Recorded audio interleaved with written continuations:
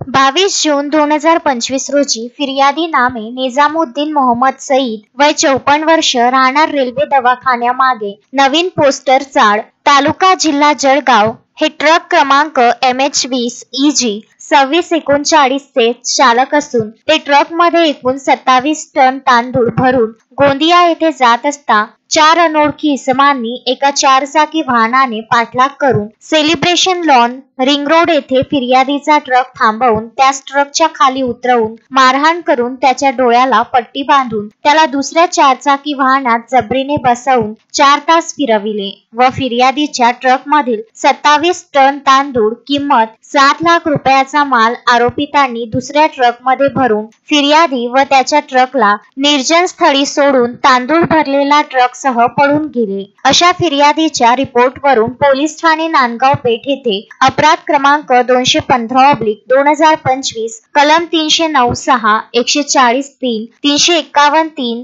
35 भारतीय न्याय संहिता प्रमाणे गुन्हा नोंद आहे। सदर गुन्ह्यात 24 जून 2025 रोजी यातील आरोपी क्रमांक 1 अजमत खान करामत खान वय 36 वर्ष राहणार रहमतनगर अमरावती, शेख इम्रान शेख रहमान वय 34 वर्ष राहणार हबीबनगर नंबर 2 अमरावती यांना गुन्हे शाखा युनिट क्रमांक 1 च्या पथकाने अवघ्या 6 तासात जबरी चोरी केलेला एकूण 27 टन तांदूळ व आरोपीच्या ट्रक सह ताब्यात घेतले होते। सदर गुन्ह्यातील फरार आरोपी नामे अकिल अहमद जमील अहमद वय 32 वर्ष राहणार सरकारी दवाखान्याजवळ हुरकापूर तालुका जिल्हा अमरावती यास 25 जून 2025 रोजी ताब्यात घेऊन पोलीस ठाणे नांदगाव पेठ यांच्या ताब्यात देण्यात आले आहे। शोएब खान, विदर्भ न्यूज, अमरावती।